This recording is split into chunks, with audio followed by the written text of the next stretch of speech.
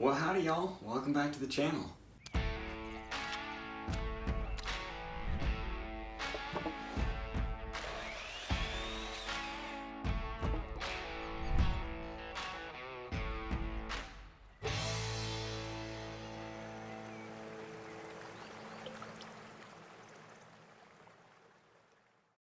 So it's actually been quite a while since I've made a woodworking video.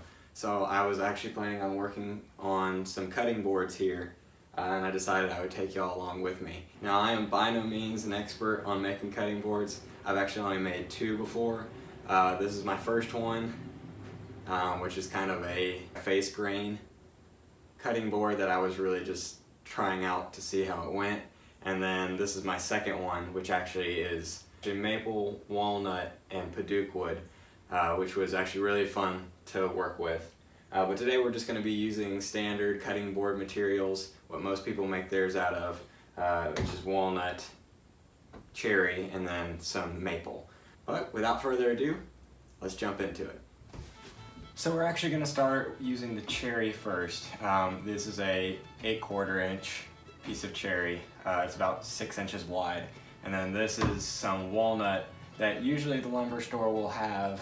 They'll already have it surfaced on two sides, but they didn't have any today. Apparently there was a lot of people who were coming in for walnut, because usually they always have it, but they were completely out of stock today. So I had to get some rough sawn, so I'll have to mill it myself with my joiner and my planer and my table saw, but we'll do that later.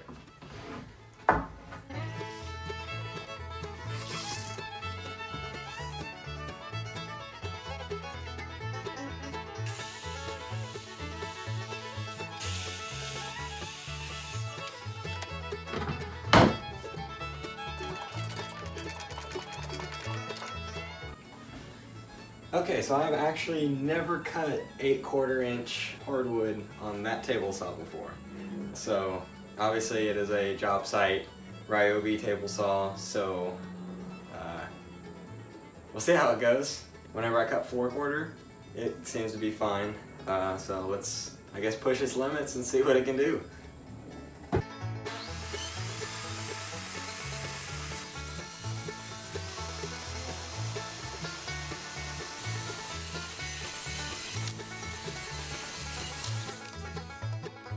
Well, I gotta say, it made it through it. You can see that it caused a little bit of burning here and there, but it actually wasn't too bad. Not for a Ryobi anyway. But the real test is gonna be the maple, because it does, I have cut 4/4 maple on it and it did not like it, so I can only imagine an 8/4.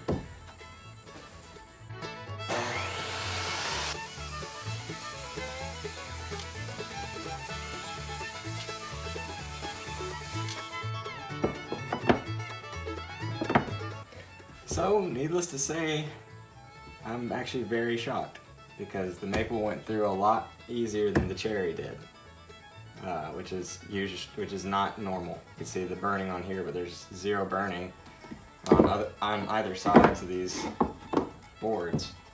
So, I'm pretty shocked. I'm actually pretty impressed. There's a couple ways I can go about this. So we could do it like alternating like this. We could do something like that, or we can put another maple here and just have two of those, or I'm actually going to cut up some walnut and see if we can get some extra accent colors in there. So I guess I'll just mess around with the design until I'm happy with it.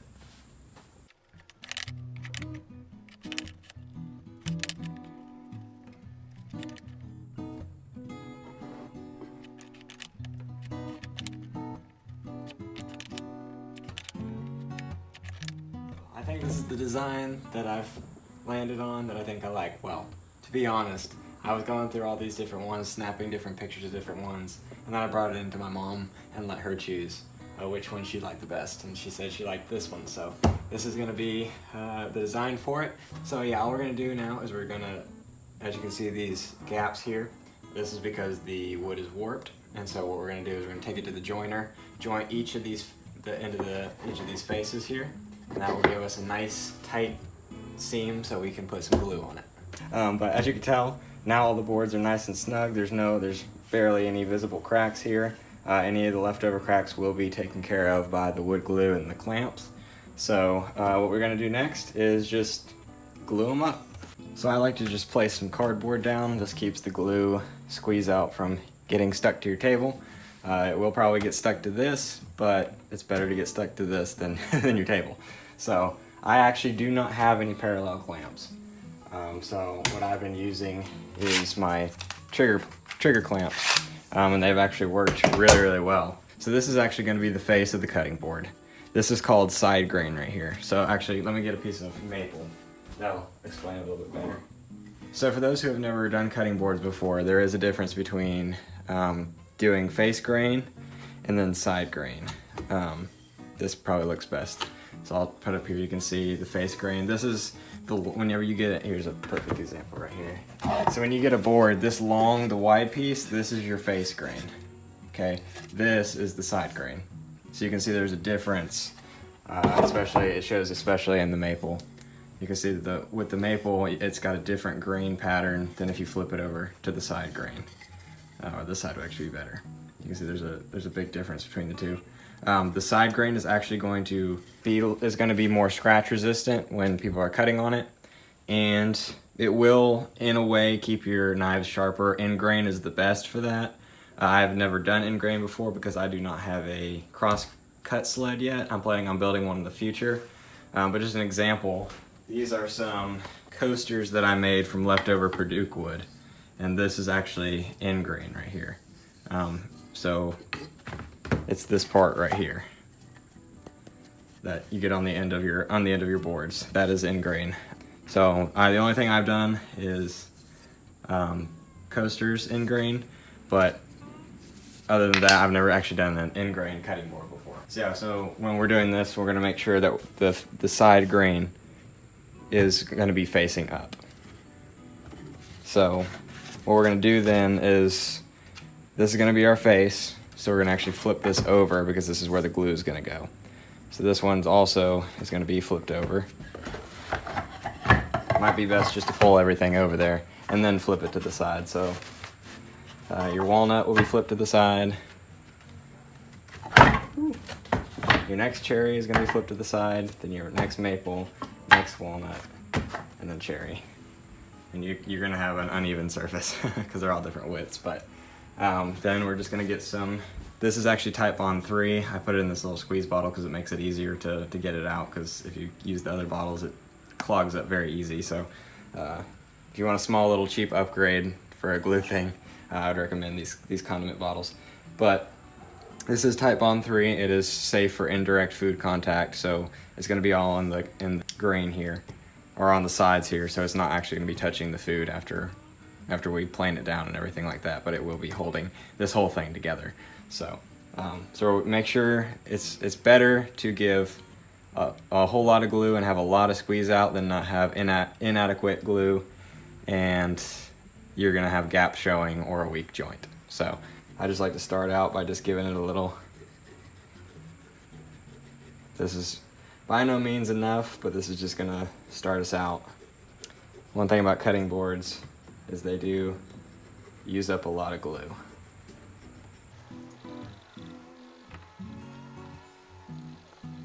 Okay, this is not enough, but what some people have is a roller. I do not have one, so I just use my fingers. But you're just gonna rub it all over there just to see where you're at, which this is obviously not enough. Sometimes it's best to actually just grab the whole gallon.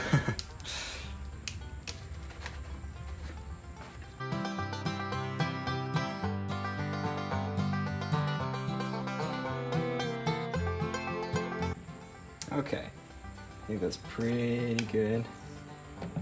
As you can tell, that is a lot of glue. That's one thing about cutting boards. If you do want to make cutting boards, make sure that you have an adequate amount of glue, because it does take a lot of it. But so what we're gonna do now is, because I do not have pipe clamps or parallel clamps, we're just going to flip these over. But now all we're gonna do is squeeze them, and you'll see the squeeze out. You'll watch That's what we're looking for.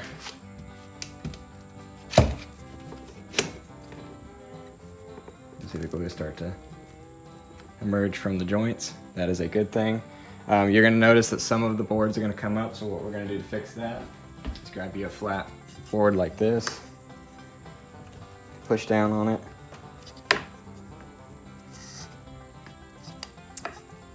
and I'll push it back down if you need to.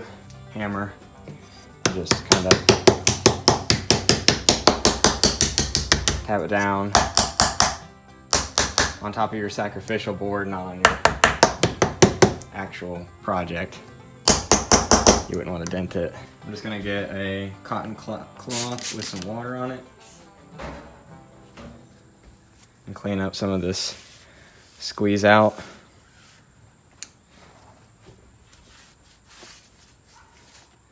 This will also give me a good idea if it's flat, because if the glue's covering it, then you won't be able to see it. And then it's probably a good idea to put one more clamp in the middle. You know, all of them are nice and snug. Well, y'all, I realized after I glued it up, I made a mistake. I accidentally put this one here. This one actually needed to go one more down. So, since I just put on the glue, thankfully, I could just pull it apart and put some more glue on it and put it back. So we'll go ahead and add some more glue here.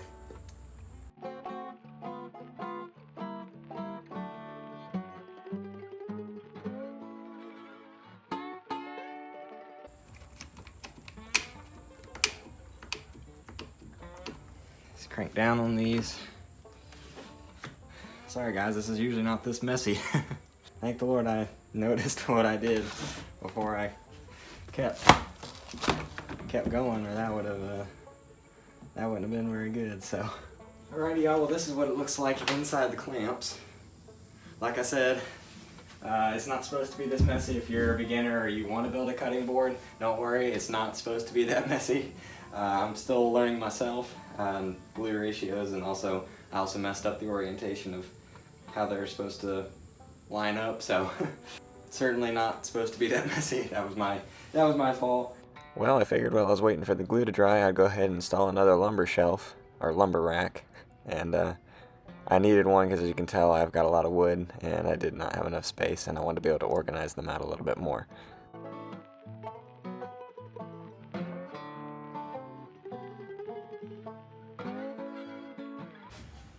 Well, as you've probably noticed, the shop looks a little bit different than my last video. That's because I figured that I was going to be working a lot in here, and I wanted it to look a little bit better than what it was before.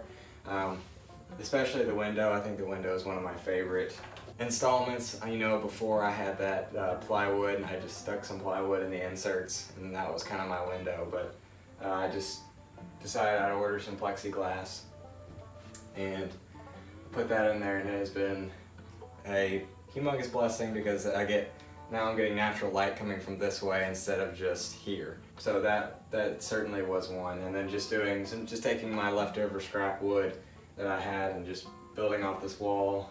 I cased in this window. Obviously now all these metal beams and stuff, they're all black now. They're not just that bare metal. I think it looks a lot better, and trying to clean it up a little bit to be able to have a wonderful, to have a nice work environment, because that's one thing. If you're in a constantly a spider web infested area and everything's just crowded in, it doesn't make for a really good work environment. But being able to have it look a little bit nicer, and it's certainly being a lot more clean than how I used to, except over here. This is my problem over here. Just everything that doesn't have a home gets pushed over there. But yeah, just doing things here. Another big one is the door, which I'm sure that you guys have noticed whenever I was bringing the lumber in. That has definitely been a humongous blessing too. I was getting bugs that would come in here and actually drill holes through the wood, through my lumber pile, so I couldn't have that anymore. The chickens were getting in here, and just spiders would build their nests in here. I had wasps' nests in here. Birds would build their nests in here. And so the door has definitely been a blessing for sure, and that's just all built out of cedar fence pickets and some hinges off of Amazon. As far as tools go, I don't have many new ones since my last video, but the bandsaw is definitely one. It's just a little benchtop one. It's been really good. It replaced my scroll saw, which I really liked, but this has been a lot more efficient in the things that I've been making rather than the scroll saw, though the scroll saw was great. So this is another tool that I've had in my shop. This is a hobbyist CNC. It's a cheap one. It's not anything spectacular, but I just use it. It's underpowered, so I mean I can't use it for big applications, but I use it to cut small parts or engrave names. I've used it to cut out templates, so I can have certain templates for different things. The spindle that came with it was underpowered, so I bought the bigger one. And the bigger one broke. It just couldn't handle anything. And so the only other option was for me to build this mount for a handheld router, or a trim router, which I purchased a Makita. It was used, but it was a used Makita trim router that fits in this. So I can use the router to cut things out rather than the spindle that came with it. But this really isn't in use very much, but it's there if somebody wanted a personalized item, or the cedar seedling trays. It helps me cut out certain parts that I need for it that would take me too long to produce by hand. As you can tell, I've cut into this by accident, cut into the MDF by accident. But that's another tool that I've added. But other than that, that's pretty much the extent of how many tools I've added, just those 3. And then obviously just redoing the shop a little bit to make it look a little bit nicer. That's what's been going on in the shop, and I'm very happy with it. It's been so much more enjoyable working in the shop, where I've kind of organized things and made things look a little bit nicer, and I got a nice window to look out now, and all that kind of stuff. So it's been nice. But yeah, just a little shop tour within this video while we're waiting for the cutting board to dry. So all we'll do is we'll just wait for the glue to cure, and then we will continue on. Alrighty, when you pull it out of the clamp, you're going to take a chisel or a scraper and scrape off as much of that glue as you can. And then you're going to run it the flattest side down in the planer. And that way the side that's getting planed will also be flat. Then after it's been planed, then we're just going to take a pencil and just draw all over it. This allows us to make sure that we hit every single spot evenly. So you're just going to sand until all those pencil marks are gone. And you'll do this on both sides. Now we're going to cut it to its final length. So for me, I like to skim off one edge. This just gets that one edge flat.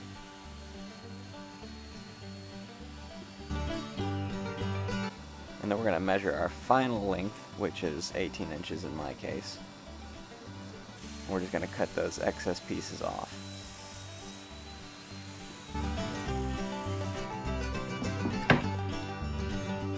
Alright, now we're just going to take a trim router and route the edges. Some people like rounded edges. I prefer a chamfered edge.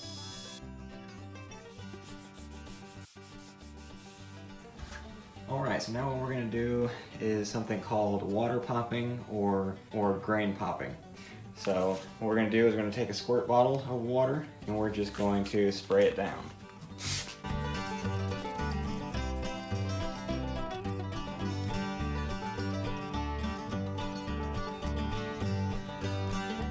Okay, so you're probably wondering why I sprayed this down with water if you're new to making cutting boards. Well, what happens if I was to just sand it, put a finish on it, and give it to the customer? What's going to happen is the first time they go to use it and they wash it, all those fibers and all those fuzzies are going to stick up. And what's going to leave that is whenever it dries and the customer feels it next time, it's going to be very rough, and most customers aren't going to like that. So what we do is you spray it down with water, and then you let it dry. And that's going to make the fuzzies stand up. And what we're going to do is take the 220 grit and we're going to sand it all the way back down after it's been submerged in water. So that way when the customer gets it and they submerge it in water, it doesn't become rough. It stays nice and smooth because those grain fibers have already been knocked down. Alright, so now that once your board is completely dry, you can feel it and you can feel if there's any wet spots. It's a little wet right here, so I may wait just a little bit longer. But once it's dry, you can feel it, and you'll feel all those fibers sticking back up. So what I'm going to do is I'm going to use my orbital sander again. It's got 180 on it, and then I'm going to go over it by hand with 220.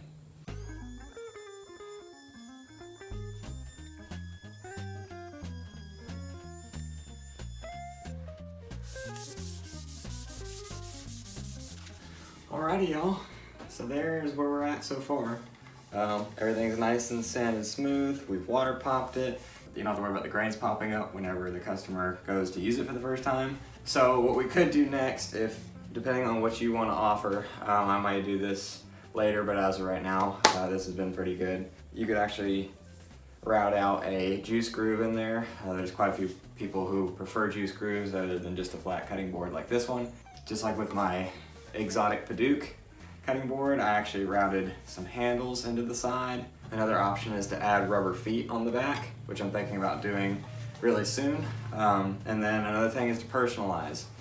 So you could put a name or a company logo or something like that right here in the corner here or wherever you want to do it.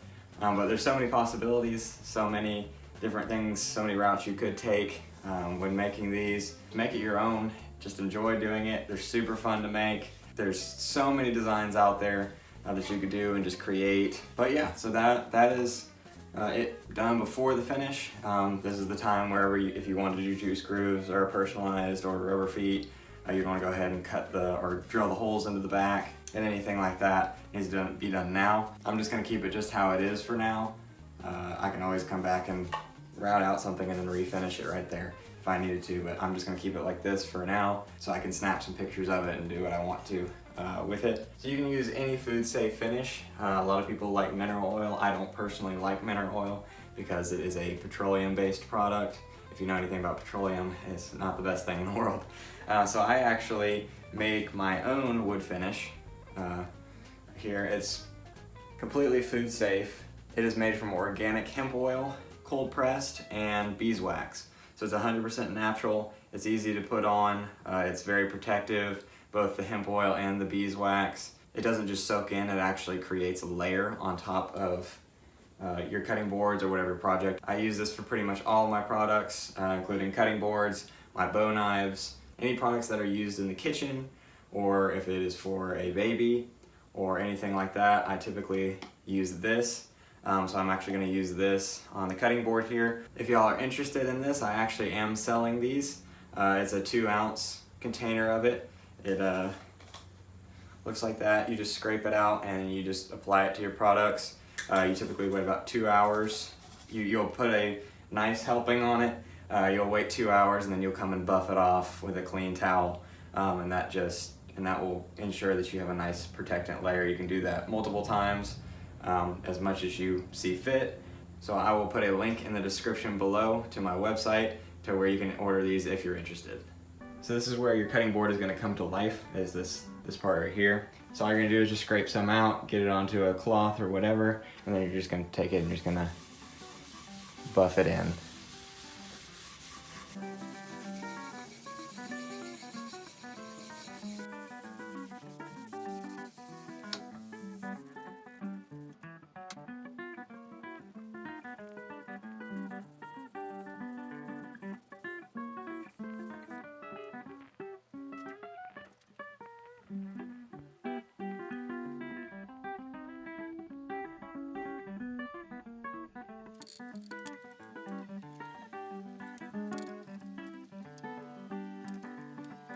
Alright y'all, so that's pretty much it. All I'm going to do now is gotta wait about 2 hours, let this wax and the hemp oil penetrate the wood, and then afterwards we'll come back with just a clean cotton rag and wipe all this up, get all the excess up. But as you can tell, what I really like about this cherry wood is it's almost curly. Have you ever heard of curly maple before? It almost looks curly if you look at it from a certain angle. So it looks like it's rippled. I thought that was really neat when I picked out that board. And I'm so glad that it contributed a lot to the cutting board.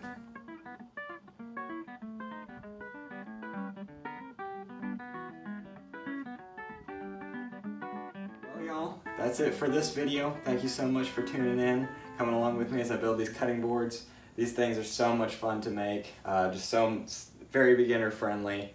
This is a great project for beginners all the way up to experts at woodworking, and I'm by no means an expert, but these are still just very, very fun to make. Being able to use your creativity to make different designs, doing end grain. Obviously I did side grain here, but there's end grain. There's just so many things that you can do with cutting boards, but it's so fun just being able to take different pieces of wood, different colors, and put them together and make a beautiful handmade cutting board. So once again, if you're interested in the finish that I used here, I will have it linked in the description below if you want to pick one up. But thank you guys so much for watching this video, and until next time, keep swimming upstream.